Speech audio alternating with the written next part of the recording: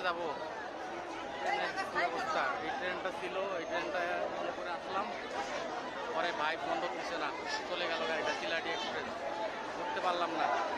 এবার একটা আছে, এটাও যাবে, এটা যাবে পার্বতীপুর, এটা বলেই একসঙ্গে আসছিলাম। আমি এসে ট্রেনটা পাইছি, কিন্তু অভি ভাই আমার ফোনটা ধরলো না, চলে গেল। অভি ভাই চলছে সিলাটিতে। ঠিক আছে ভাই, আল্লাহ হাফেজ। আপনারা দোয়া করেন আমি যদি ঠিক মতো যাইতে পারি।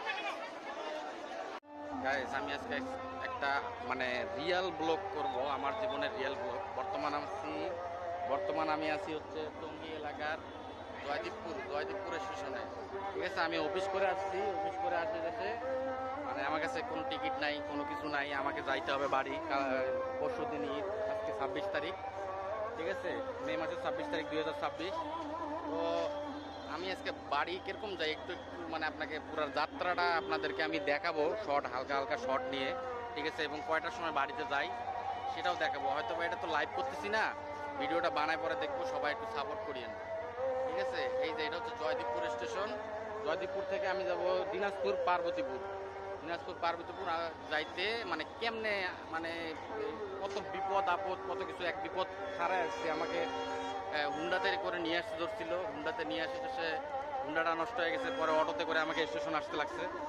তারপরে এখানে যেটা ট্রেন ধরার জন্য আসছিলাম, ট্রেনটা পাইছিলামও, কিন্তু এত জ্যাম, আর যে ভাইটা আমাকে বলছিল যে উঠাবে, সে ফোন ধরতেছিল না, আর উঠতে পারি নাই।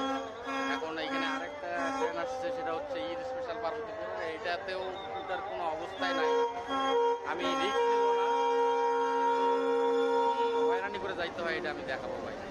ঠিক আছে, ইনশাল্লাহ আপনারা দোয়া করবেন, আমি যদি ঠিক মতো পার্বতীপুর যাইতে পারি, আপনারা দোয়া করবেন আমার জন্য। আল্লাহ হাফেজ।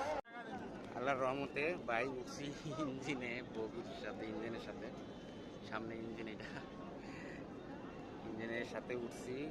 একজনের নাদিম আছে আমার বন্ধু, ওখানে চোখ করে, ওনার সাথে কথা বলি, তারপর অনেক কষ্ট করে উঠছি। এখন আপনারা দোয়া করি আল্লাহর রহমতে ঠিক মতো যাইতে পারি। হ্যাঁ, ঠিক আছে ভাই, আমি যাইতে যাইতে দেখাবো ইঞ্জিনের, যেহেতু আমার জীবনের প্রথম ইঞ্জিনের সামনে উঠছি।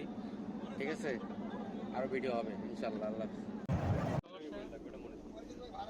ভাই, এটা ইঞ্জিনের ভিতরে একটা মানে ভিডিও নিতে চাইছিলাম, তো ওখানে আমাকে একবারে মানা করে দিল। এরপরে আমরা চলে আসলাম যমুনা সেতু। এখন যমুনা সেতু পার হচ্ছি। যমুনা সেতু পার হতে অনেক সুন্দর, সবসময় আশেপাশে পরিবেশটা অনেক ভালো লাগে। আর আমরা একটা ইঞ্জিনের ভিতরে আমরা প্রায় 14 থেকে 15 জন মানুষ ঢুকছি। তো এই ইঞ্জিনের ভিতরে এত মানুষ থাকলে এটা তো সমস্যা। তারা যদি এটা ভিডিওতে দেখে তাহলে তাদের সমস্যা হবে, এই কারণে আসলে মানা করতেছে। তো এই কারণে জার্নির ভিতরে আসলে দেখাইতে পারলাম না যে আমি কষ্টটা করে জার্নিটা করে যাচ্ছি। এক নাগার আমি আপনার ভিডিওটা করার আগে বলছি, আমরা এখান থেকে রওনা দিছি।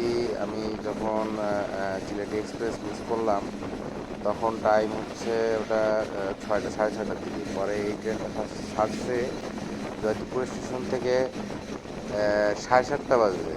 আর পার্বতীপুরে নামছি হচ্ছে একবারে সকাল 6:30 বাজে। সকাল 6:30 বাজে পার্বতীপুরে নামছি। পরে ফোনে চার্জ শেষ হয়ে গেছিলো, আর ভিডিও করতে পারিনি। এই যে এটা হচ্ছে ইঞ্জিনে করে আসলাম আমি। ট্রেনটা এখানে,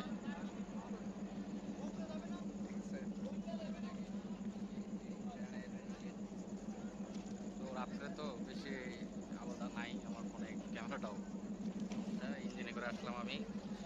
ঈদ করতে ইঞ্জিনে করে যাচ্ছি। এখন চাঁদমোহর আছি, ইনশাল্লাহ আল্লাহর রহমতে চলে আসবো। আল্লাহ যদি নিয়ে যাওয়া হয় তাহলে ইনশাল্লাহ পার্বতীপুরে।